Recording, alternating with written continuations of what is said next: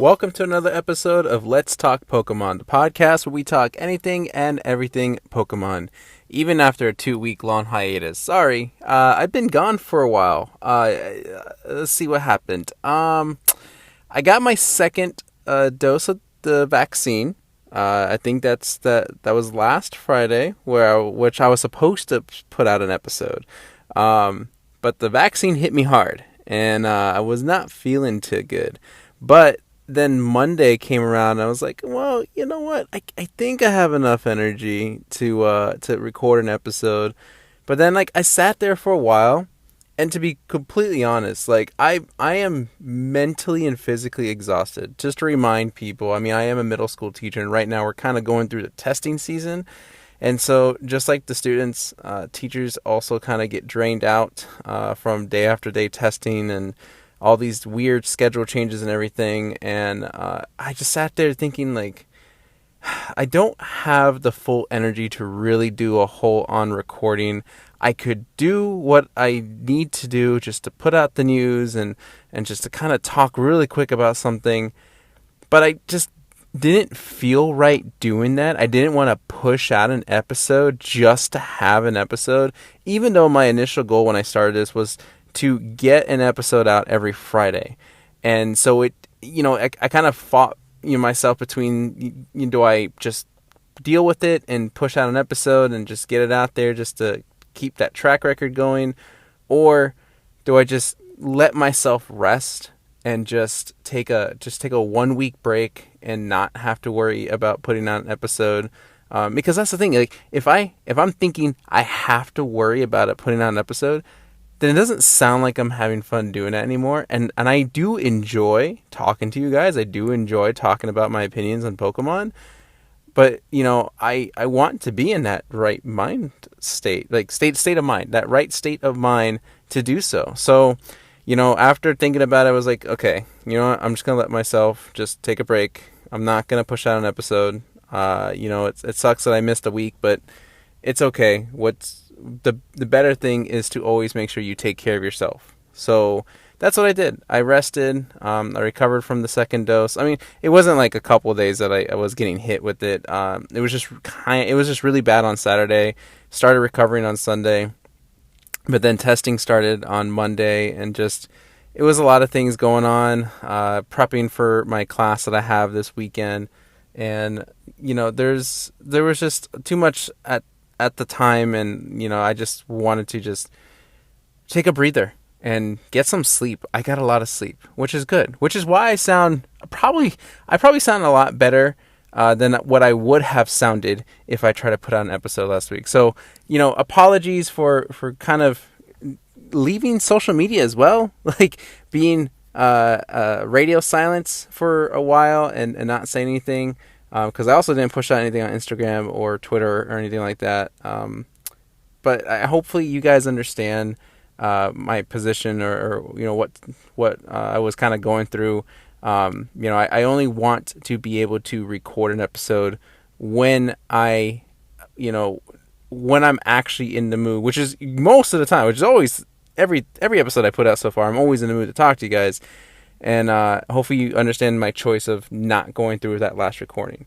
Now, I probably rambled on too much on that, but I did want to be completely transparent with you guys, and I didn't want you to think that I was completely abandoning this, 14 episodes in, he already quit. No, I didn't quit.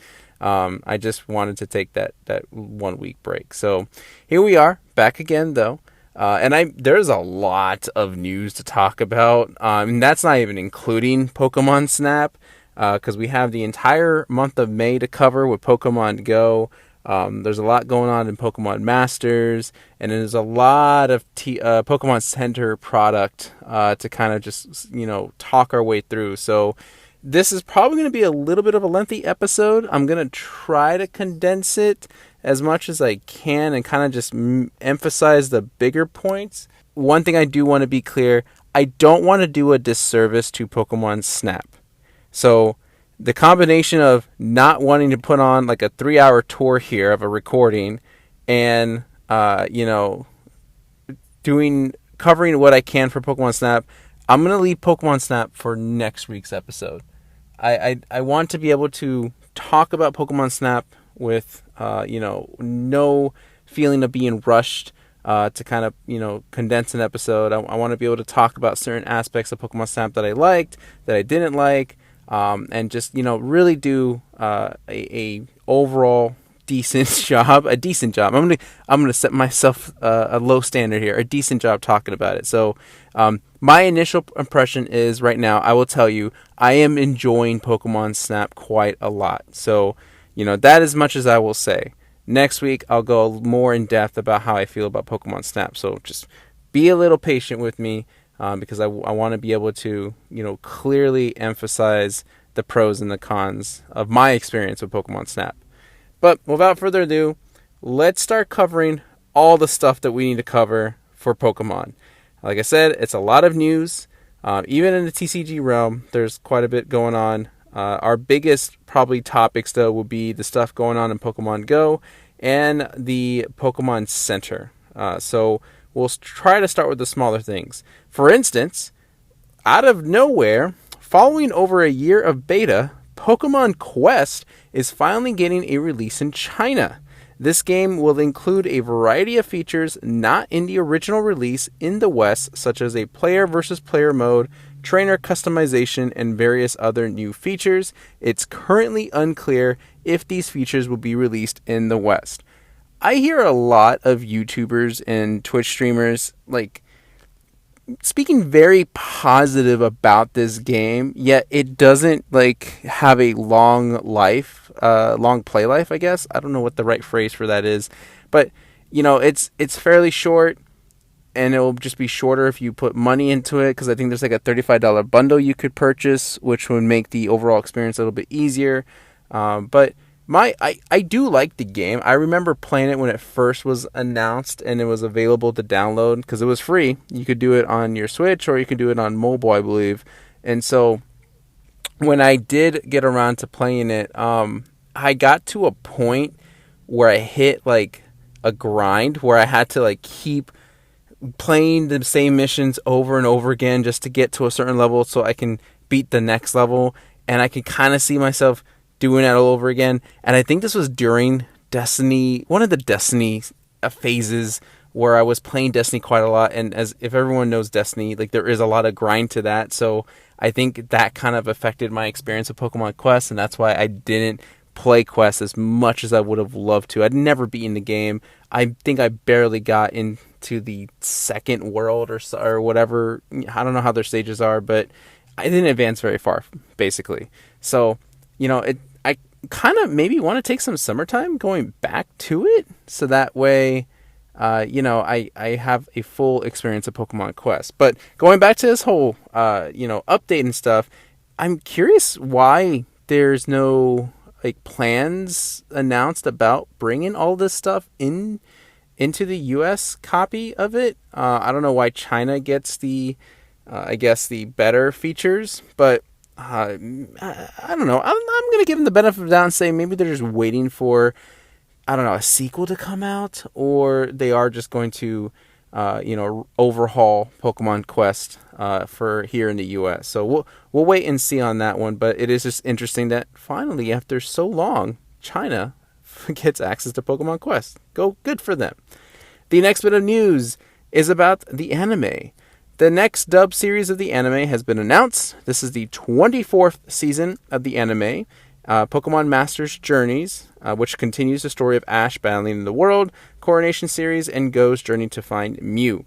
It will be available in select markets as early as this summer, and more premieres globally through the end of 2021. And if I'm not mistaken, I wish I had saved this article, but I'm pretty sure for Netflix, it is going to come back to Netflix for the summer here in the U.S. I believe in June, if I can recall that article vividly. Hopefully, I'm pretty sure it's June 2021, but don't quote me on that. Hopefully, we'll get or I can find the more official announcement, and then I'll bring it up again next week. So next up, we can talk a little bit about the Pokemon TCG. So we did finally get this Eevee Heroes set revealed. The set will feature Umbreon VMAX, Leafeon VMAX, Glaceon VMAX, and Sylveon VMAX. Sylveon VMAX would be a psychic type in this one because remember they got rid of Fairy. Again, all this information comes from PokeBeach. The sets bundle product that was previously revealed, the VMAX Special Set EV Heroes, will feature either Vaporeon VMAX, Jolteon VMAX, Flareon VMAX, or Espeon VMAX as full art promos. And then Flareon VMAX will be a single strike Pokemon, while Vaporeon VMAX will be a rapid strike Pokemon, and Espeon VMAX will have an ability. You will get one of the 4 promos inside a special VMAX booster pack, along with 3 matching reverse holo energy cards. So there's some, you gotta buy various booster packs to get each one. Each bundle will also include 8 EV Heroes booster packs. They will cost 1870 yen, which I don't know what the US equivalent is to that. But the set's gold Pokemon card will be Inteleon from Sword and Shield. Like all gold cards, Inteleon will be shiny. The cards revealed so far, the EVs, the evolutions themselves, the Flareon V, Vaporeon V, Jolteon V, all of them, the V cards are okay. They're nothing great. I mean, there's a couple of competitive, possibly, that could be reliable in the competitive scene. I believe, basing off my own past experience and on how the card game works. But the art to them are just okay. There's nothing standing out about them. There's nothing like awesome about them. They're very similar to like kind of what you get in the Battle Box Academy, I think, where I think it's like that family set where it's just like it looks almost computer generated and it doesn't feel authentic or doesn't seem unique. But that the VMAXs is where it's at. The VMAXs are the ones that stand out to me, at least to me and personally, that are definitely worth getting. And then there's like an alternate art Espeon VMAX that people are going crazy for, which, if I'm not mistaken, the Espeon is kind of like laying on a building or something and just kind of chilling, relaxing there. It's pretty cool. The VMAX cards for these evolutions are incredible. Those are the ones that are going to be highly sought after. Other than that, the EV bundle is going to be hard to get. There's still no announcement of how they're going to do it here in the US, but I already saw eBay listings for very ridiculous prices on this one, and it's a Japanese product, so I'm pretty sure it's going to be hard to get here. Although I guess the scalper situation, it's kind of getting fixed, but it's still not right where it needs to be. There have been like very few times where I actually gone out on a Saturday or Sunday and I've managed to find like an Elite Trainer box or the occasional booster, the triple pack, the 3-pack blister packs. There's like very few, less than a handful left. So it's kind of heading in the right direction, but just kind of wanting to get there sooner rather than later, which actually brings me up to the next TCG thing. So even the one product I actually found, and this was I was kind of caught off guard with this one. There's an exclusive Shining Fates box that comes with jumbo cards over at Walmart. So these are the Shining Fates tins, the one with Bolton, Eldegoss, and Cramorant. They are now the box collections, similar to what they did with Hidden Fates, right? There was a Gyarados, Raichu, and Charizard. They put them in boxes with the jumbo cards. It's not where all the TCG products, the new ones, would be held up front. These were like on the shelves in the toy section. So you'd have to go back there and find these boxes. But I did find the Cramorant V box, and I just went ahead and bought it, even though I actually did manage to get a Cramorant tin at a Target on a Friday. But I just couldn't pass this up. I was like, I'm never probably going to find this ever again. So I just went ahead and got it. But each one, okay, so let me tell you what they come with. They come with 5 Shining Fates booster packs. the shiny promo card for whatever it is, right? The Eldegoss, the Boltund, or the Cramorant, an exclusive jumbo version of that card, and a PTCGO code card. Each box costs $24.98, which is about $5 cheaper than the tins, and the boxes have one less pack than the tins, but you do get the jumbo. So they are pretty neat. I mean, it's another option, right, to get Shining Fates, and I guess the more options, the better. So if you don't have any luck getting the new stuff, up front, like the tins or the Pikachu VMAX or whatever, then check the toy section where they hold the Pokemon toys or the action figures and see if you can find any of these special collection boxes over there, because then that would be still worth kind of getting. You get one less box, but it is $5 cheaper, so it's more budget friendly. I think of it as like a $5 off coupon, I guess. And then the only other thing that's up in the TCG right now is this one's kind of interesting. Pokemon Postal Stamp Box releasing contains unique full art promos and TCG stamps. Japan Post is teaming up with Pokemon to release a unique Pokemon TCG stamp collection.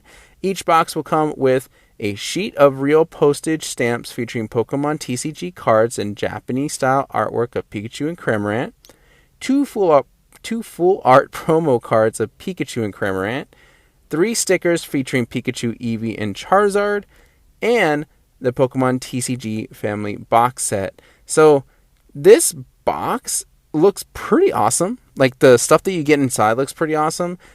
This is definitely going to be one that's going to be hard to get, and it's probably going to be definitely in demand by many, many Pokemon fans.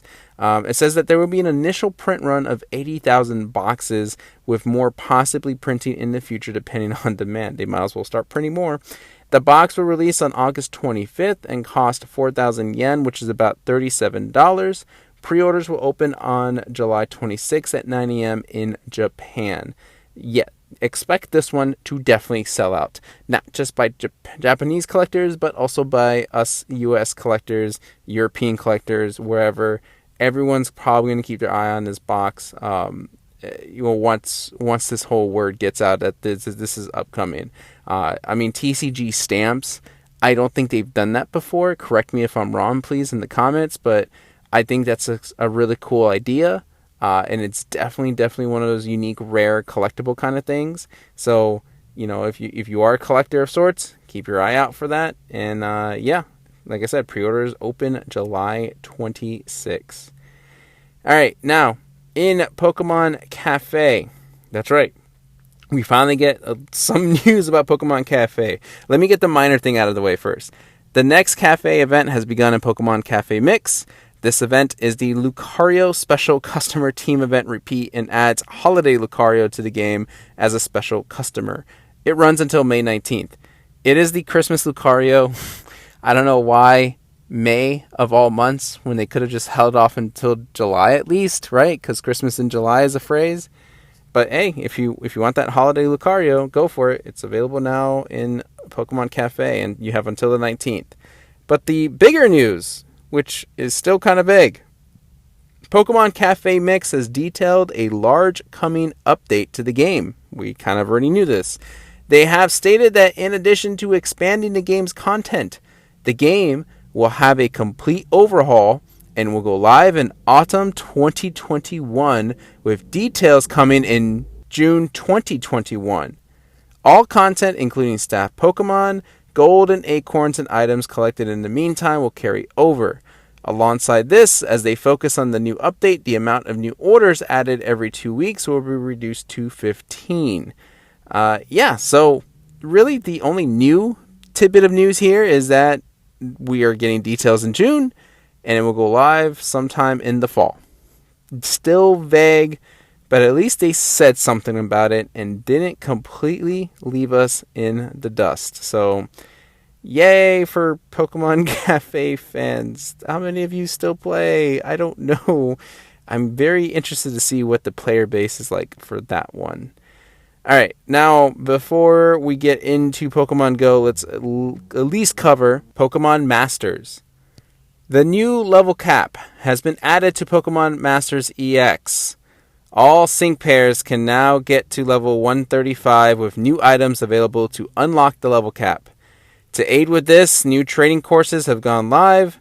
New cap unlock drills are now live to get Buff Blend++, Aid Plus++, and Tectonic++, as well as level drills to get the new type codex. I don't understand this.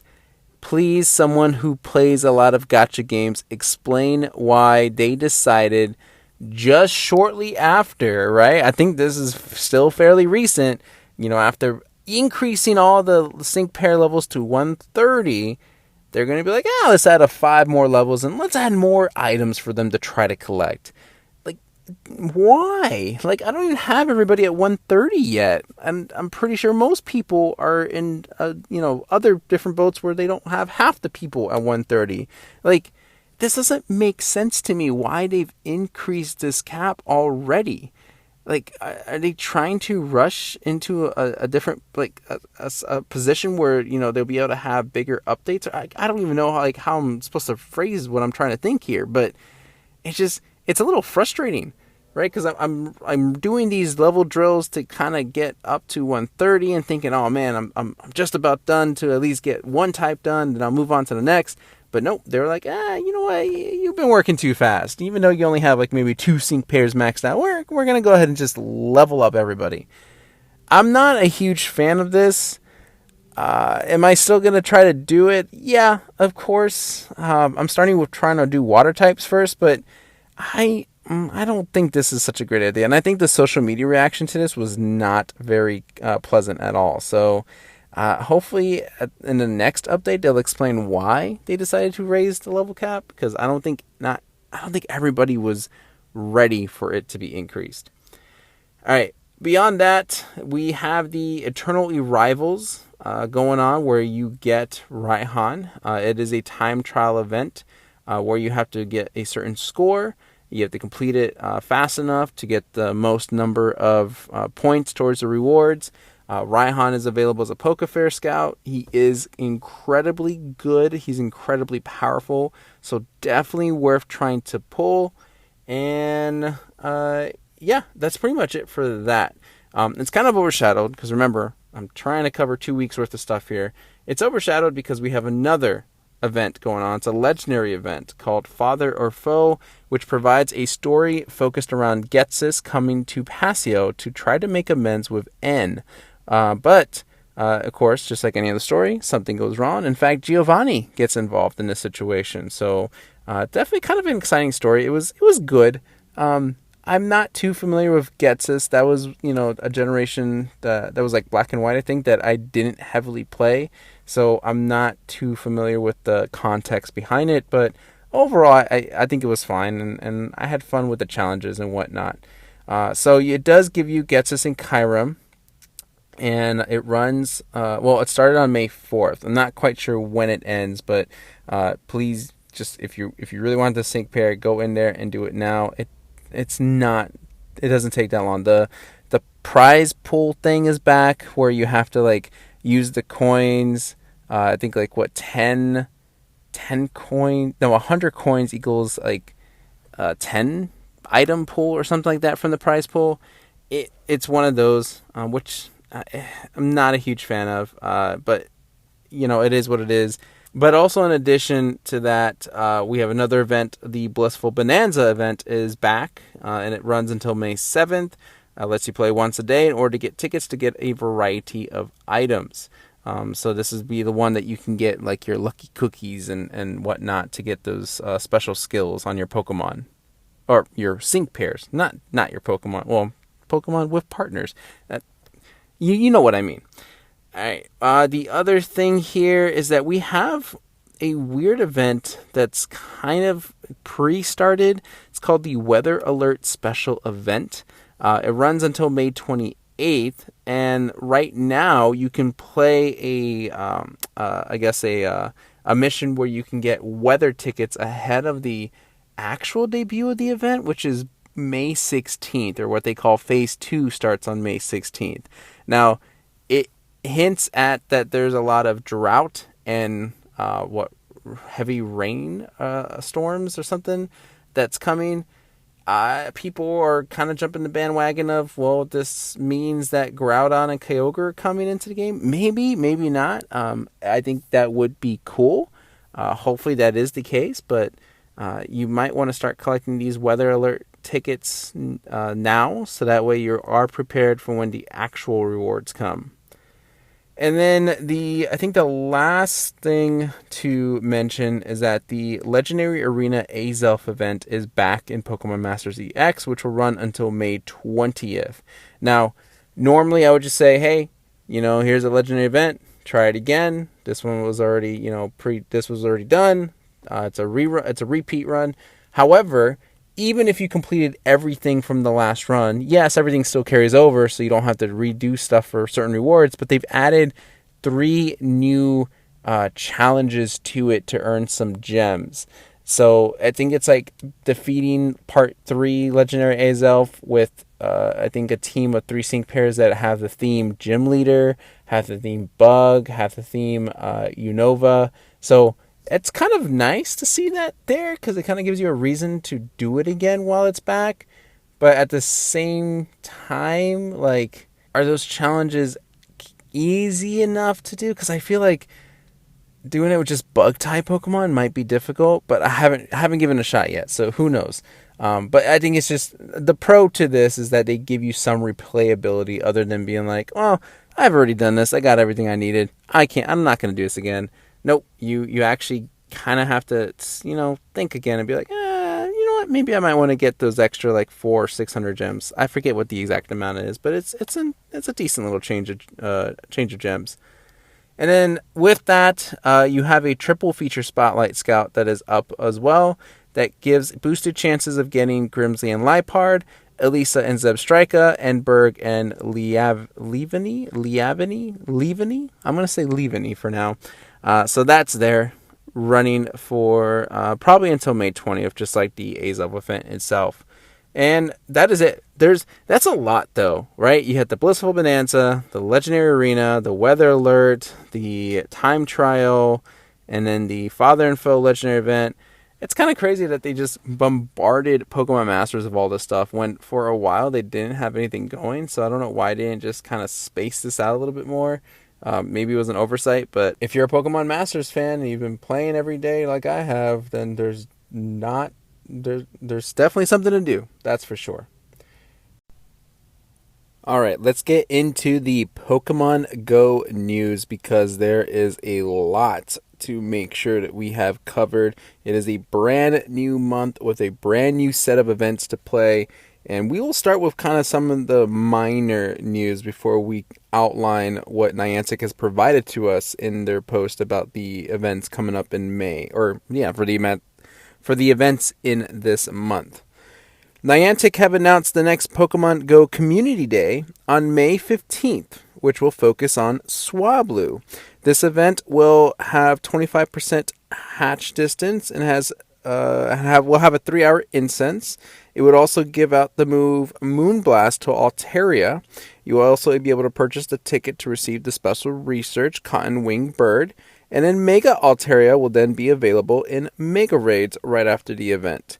The community day runs from 11 to 5 in your local time zone.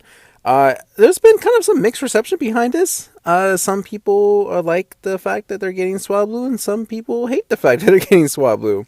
I, on the one hand, love the idea that we are getting Swablu, because I actually have a 4-star Swablu, which I am excited to.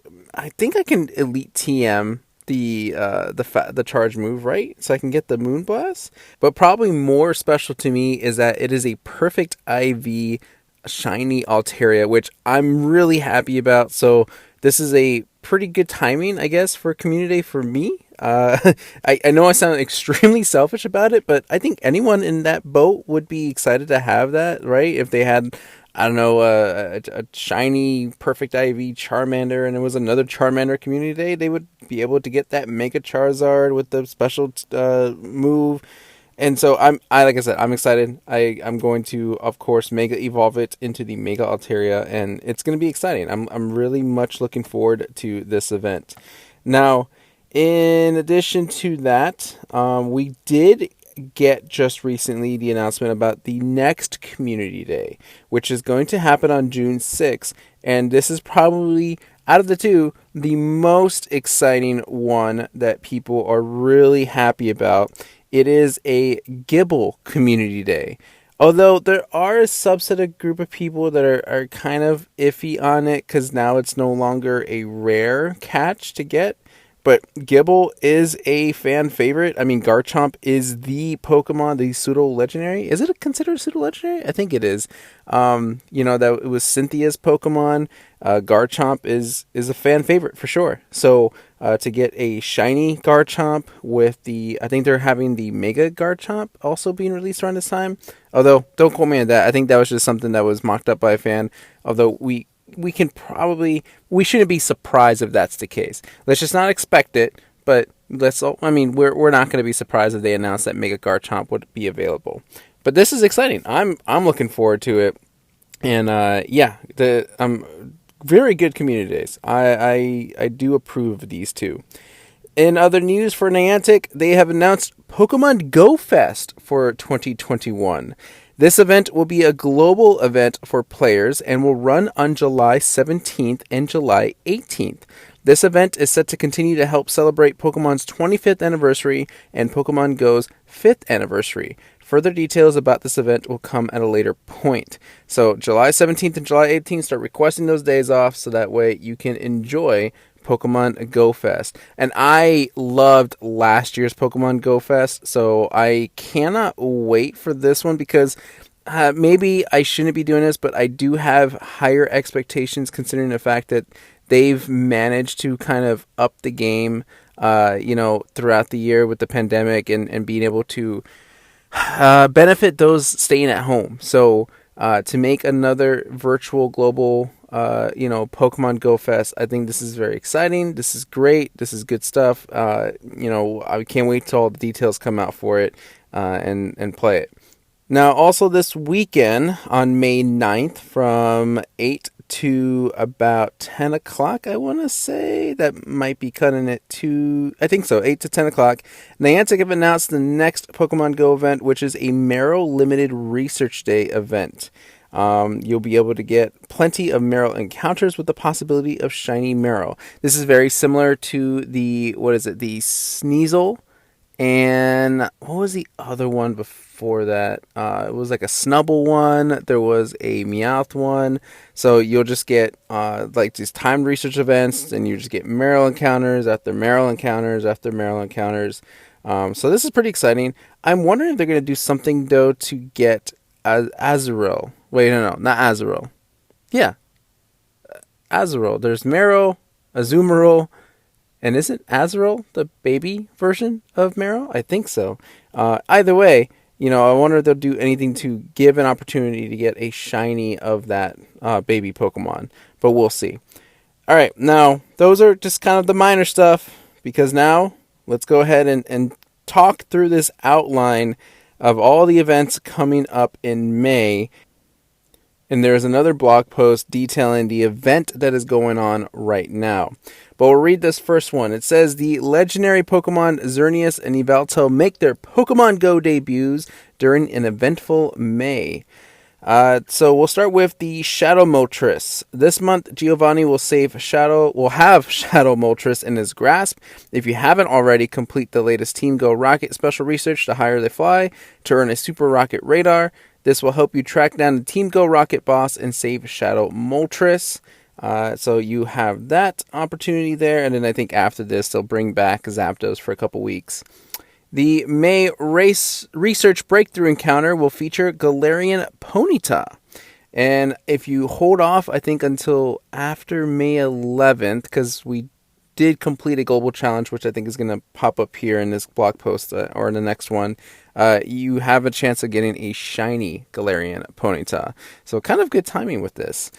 Let's see here. The following legendary Pokemon will be appearing in 5-star raids throughout May. Incarnate form Tornadus, Incarnate form Thundurus, and Incarnate form Landorus will continue to appear in 5-star raids until Tuesday, May 4th. So we're kind of already past that. But from May 4th to May 18th, Xerneas, the life Pokemon, will make its Pokemon Go debut. And then from May 18th to June 1st, Yveltal, the destruction Pokemon, will be making its Pokemon Go debut. In addition, the following Mega Evolved Pokemon will be appearing in Mega Raids.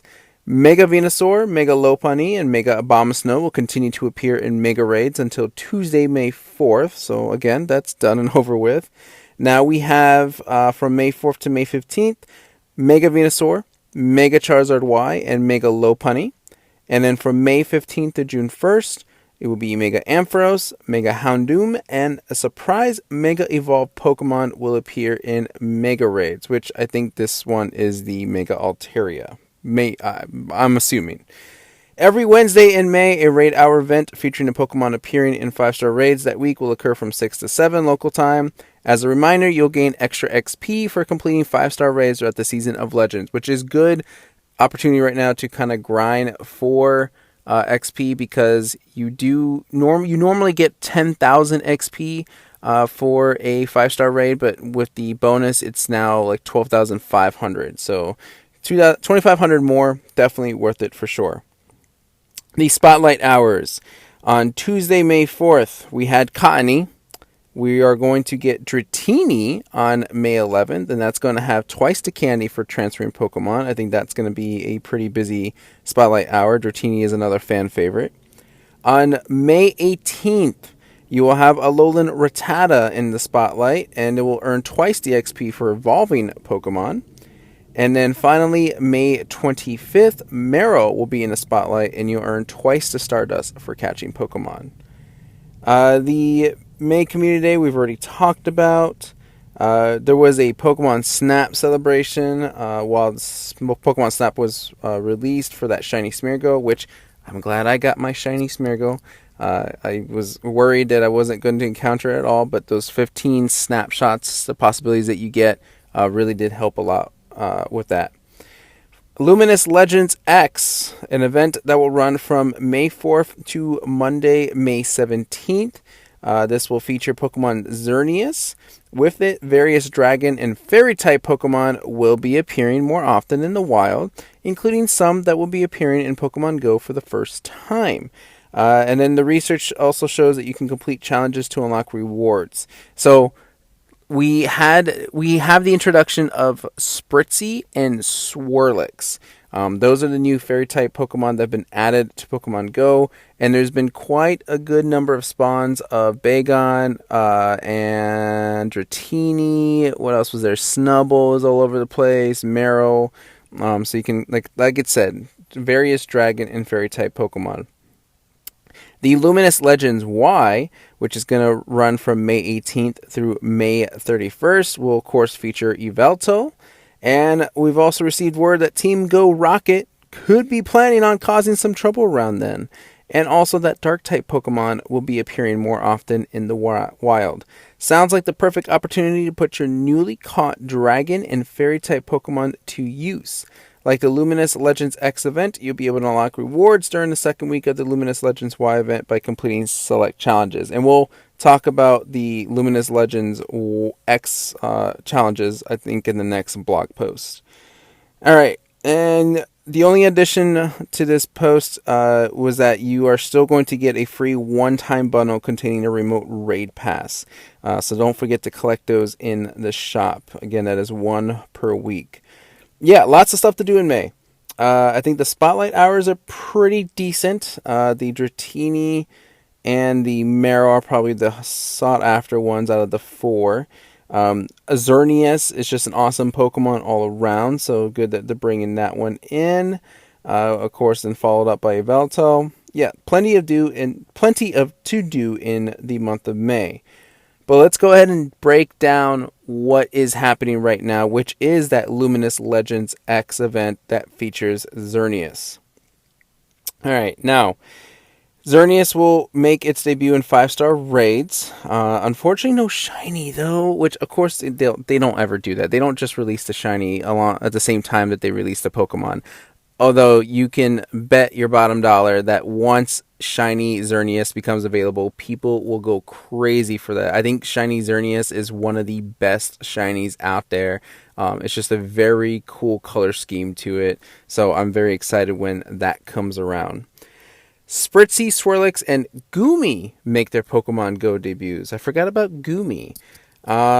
They will be appearing alongside more frequently in the wild with Dratini, Ralts, Bagon, Cottony, and more. And if you're extremely lucky, you might find the Goomy in the wild. Rainy lure models are coming to Pokemon Go. This lure model will attract certain Pokemon that like rain, such as water, bug, and electric type Pokemon. When you're near a Pokestop with an active rainy lure, you can evolve Sliggoo into Goodra. You can also evolve Sliggoo when the in-game weather is rainy, which is kind of a neat event.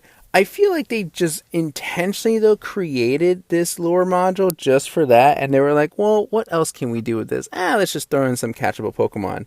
That's kind of how it feels, because I don't know how often the other lure modules get used, so, why need to make another lure module? I guess just to give that easy access to evolve your Goomy into Sliggoo into Goodra. So yeah, it's kind of weird. I don't know how often it's going to get used though, beyond just that evolution. All right, complete event exclusive timed research to encounter fairy type Pokemon. Let's see here. Pokemon will be hatching from 7k eggs are Cleffa, Igglybuff, Azurill, Gibble, Swirlix, and Spritzy. Psychic, Dragon, and Fairy-type Pokemon like Galarian Ponyta, Alolan Executor, Xerneas, and more will be appearing in raids. Event-exclusive field research tasks will lead to encounters with Psychic, Dragon, and Fairy-type Pokemon, including Galarian Ponyta, Gibble, Spritzy, and Swirlix. Event-exclusive AR mapping tasks will lead to encounters with Galarian Ponyta. Dragonite and Salamence will be able to learn certain attacks during this event. Evolve a Dragonair or use a Charge TM on a Dragonite to teach it Draco Meteor. And evolve a Shelgon or use a Charge TM on a Salamence to teach it Outrage. So are they considered legacy moves? Maybe. I think I'm using that phrase properly. Yeah. So use those elite TMs, I guess. You could always use elite TMs, but if you don't want to use one, here's your opportunity to do so. All right, now here are those unlock rewards that they had mentioned earlier. So we had from May 1st to May 9th to take care of this. The goal was to catch 500 million fairy type Pokemon in total. So here is the bonus that we have earned. I want to say, well, I got to double check on this, but I know we unlocked the first one, which is the 3-star or the 3 times catch XP bonus, which is going to be available from May 11th to May 17th. And then Pancham will make its Pokemon Go debut, appearing in raids for the rest of the event. And then if you're lucky, you might find a shiny Galarian Ponyta. Shiny Galarian Ponyta will continue to be available after the event. So yeah, I do actually remember seeing that announcement as well. So we did unlock all of them. We did catch the 500 million. So yay, go Pokemon Go community. All right. Other than that, that's pretty much it for the Luminous Legends X event. We don't have any specifics yet about the Luminous Legends Y.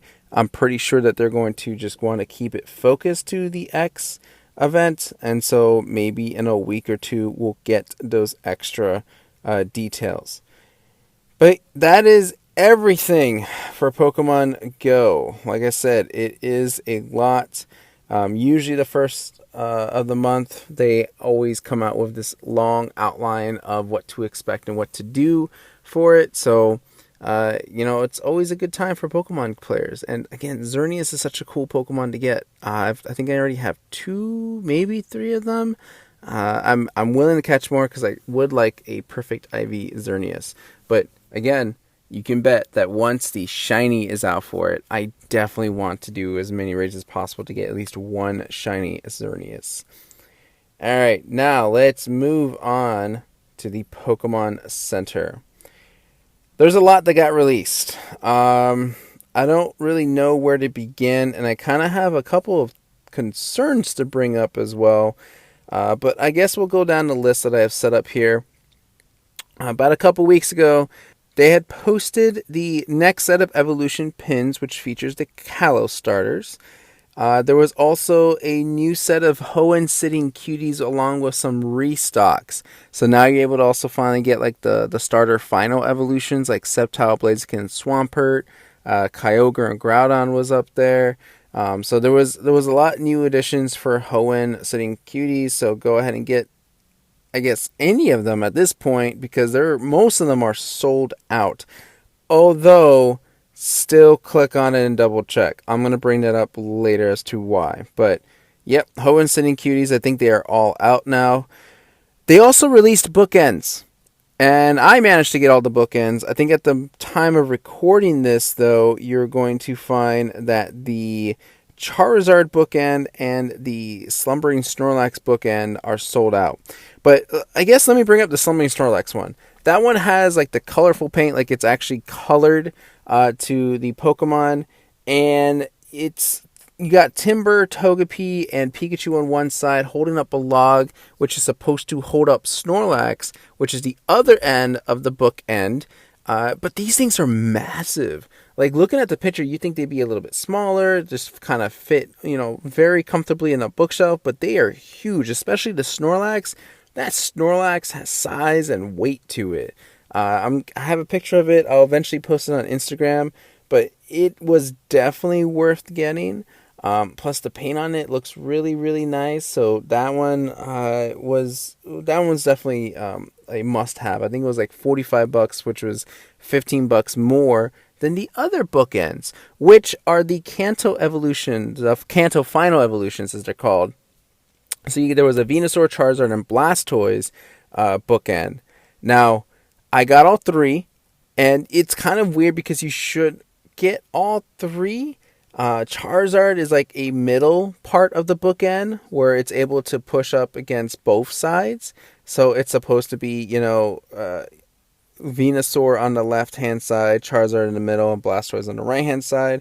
You can still get away with just Venusaur and Blastoise, but it would have been nice if you were able to land all three of them. They are really good. I like the detail that went into the sculpting, I guess, of the bookend. The thing is, though, they're kind of silver painted, right? Because, again, it's the 25th anniversary. I think this was a missed opportunity to maybe charge a little bit more and actually get them fully painted, because I think it would have been awesome. And I'm very tempted. I think if they are still available towards the end of the month, I might buy another Blastoise just so that I can paint it myself. At least try to. Maybe just have like as a fun kind of a summer hobby, I guess. But I think the paint on it would look awesome, especially with the poses that they chose for these bookends. So that one's really cool. If you're a huge Blastoise fan like I am, you might as well just get the Blastoise bookend, because on its own, it's definitely worth it. You don't even have to use it as a bookend. They also released the Galar Fossil Pokemon plushes, the Arctovolt, the Dracovish, the other two whose names I can't remember. They're up there, which I believe they are sold out, but again, you might want to double check. They have the physical and digital copy of New Pokemon Snap to order.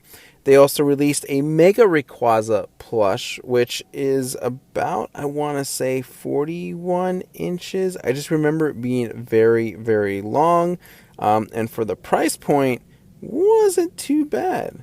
Now, I'm not a huge Mega Rayquaza fan, so of course I did not get it. But I think any sort of Rayquaza fan would definitely want to get their hands on this one. Oh, it's 41 1/4 inches for $35. Which I think is a pretty good deal for the size of this thing. So if you're a Mega Rayquaza fan, you go to Pokémon Center and get one, because it's not sold out yet. They've also released a Dada Zarude plush. It's just like a little mini plush of Dada Zarude, because they've already had one before, just like the regular kind, but this one's kind of like a chibi style plush to it. And then they finally released the next part of the parade, which is labeled Sweet Poke Treats, which has Oshawott, Rowlet, and Scorbunny kind of running this little cart, this Poke Treat Sweets vending cart of some kind. It's pretty small compared to the Arcanine, but it's not that bad. Although the faces are a little bizarre. Like, they just seem... There's something a little off-putting about them, but not significantly. Just enough to kind of, when you look at it again or bring it closer, like, oh, why did they do this? Let's see what else is there. They released more of the Pixel Pins, which this time around, you have Scyther and Pinsir, which I think is kind of cool that they put them in a 2-pack. Then you have the Bellsprout Evolution line, the Oddish Evolution line, Kabuto and Kabutops, Horsey and Seadra, and then Sandshrew and Sandslash. So more additions to the pin collection, which I wanted to do, and I think I did the math that it would have cost me $200. I can't remember if I mentioned that last time, but yeah, $200 plus now whatever they just dropped. I don't know if I'm ready to commit to that kind of thing.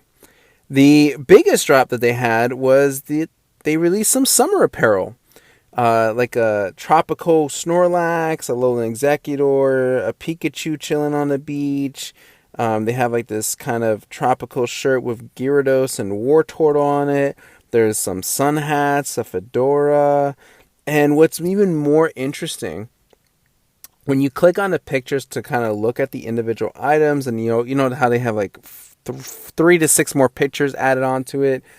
A lot of those models are not just wearing the outfit, but also kind of on, near, maybe holding what looks to be inflatable Pokemon, boats, rafts, tubes, whatever you want to call them.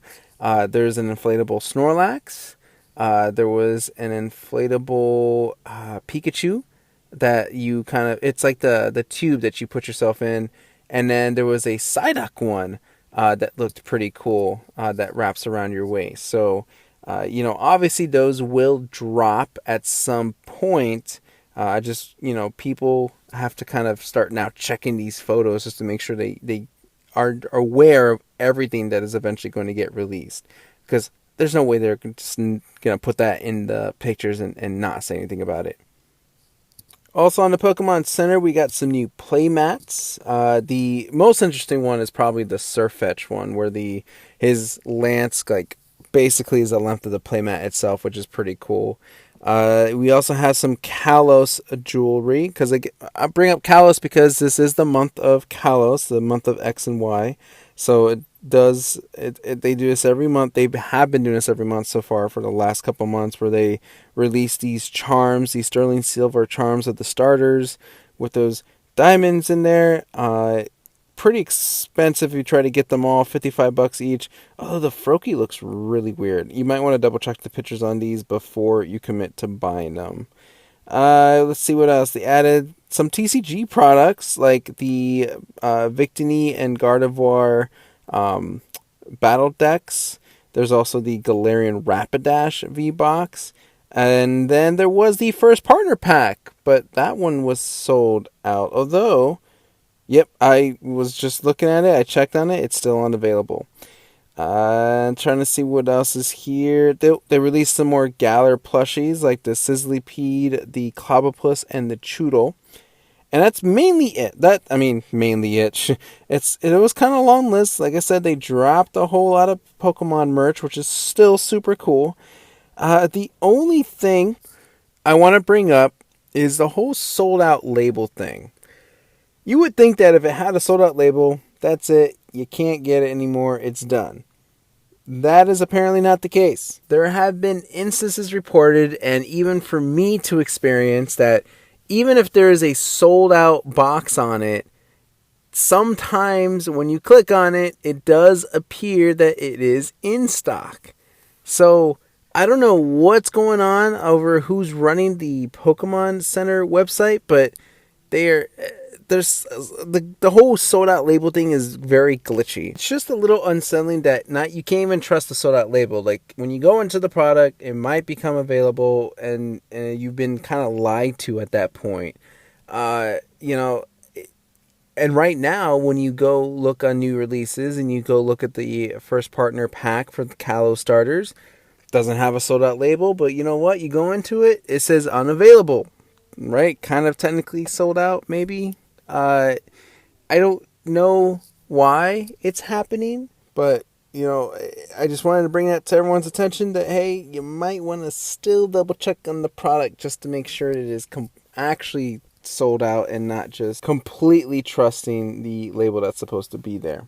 Other than that, that's pretty much it. And I'm a bit surprised I managed to kind of keep all of this under an hour. This was just strictly news, which, we had a lot to catch up on. But let's go ahead and end this with, of course, our Pokedex trivia. The segment where I read to you a Pokedex entry for a mysterious Pokemon that you will need to guess for. I will not give you a whole lot of hints. I will give you a few as the time progresses. But then you have to make sure that you lock in your answer before I go ahead and reveal what the Pokemon is. So without further ado, let me read to you the Pokedex trivia for this episode. It will always obey the commands of a skilled trainer. Its behavior arises from its living in packs in ancient times. It's kind of vague, although there's a couple of hints in there you could utilize. I can tell you that it is a monotype Pokemon. It has a hidden ability called Moxie. There's two parts to this Pokemon. So this Pokemon for this trivia is a stage 1. I'm trying to think what else would give it away. I'll read to you again the Pokedex trivia. It will always obey the commands of a skilled trainer. Its behavior arises from its living in packs in ancient times.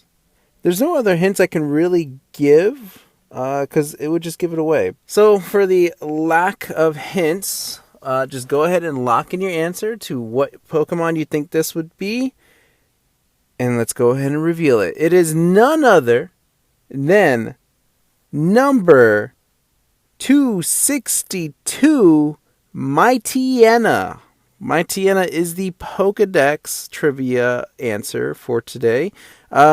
Cool shiny. It's like a very gold with brown fur kind of shiny. I think it works. So I do approve of the shiny sprite for it.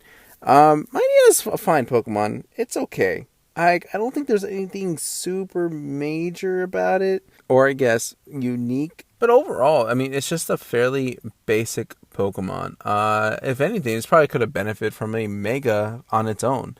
But it is just strictly a dark type Pokemon. Not much in the trivia department. There's only two things. Early artwork, including Ken Sugimori's official art and some TCG art, shows Mightyena with a black nose instead of a red nose. Whoopie-doo. Mightyena and its pre-evolved form share their category with Dreadnought. They are all known as bite Pokemon. Which, okay, sure. That's neat, I guess. Yeah, I don't know. It's really weird. Not much on Mightyena. Again, I don't think it's that much of a fan favorite. I know there are fans of Mightyena. Mightyena is a pretty decent Pokemon, so I wouldn't be surprised that there are hardcore fans out there, but I don't know. There's nothing else, and that's a shame. Like I said, could have probably benefited from having its own Mega. All right, I think I've kept you guys long enough. Thank you guys for hearing out all the news. Sorry, this was more informative than anything else. But I just wanted to make sure I kind of get back into the routine of recording. As, again, nearing testing session for schools. Hopefully I'll be able to stay more on track in a couple weeks, because that's when school's over. So, good luck to everyone out there shopping for Pokemon cards. It is slightly getting better, but still far from where we would like it. And yeah, again, like I said, thank you for listening. If you want to reach out to me, you can follow me on Twitter and Instagram at SpartanStrike07, as well as on YouTube and Twitch. Same thing, SpartanStrike07. If you want to write me an email about anything at all, topics to discuss on the podcast, or if you just want to give me some very, very harsh critical feedback, I am all ears, or eyes in this case. You can email me at spartanstrike07@gmail.com. All this information will, of course, be in the show notes. And other than that, I'm good. I'm glad to be back. I'm happy to kind of finally upload an episode and hopefully get back into the social media groove a little bit. And on that note, I can't wait for next week so we can continue talking about anything and everything Pokemon.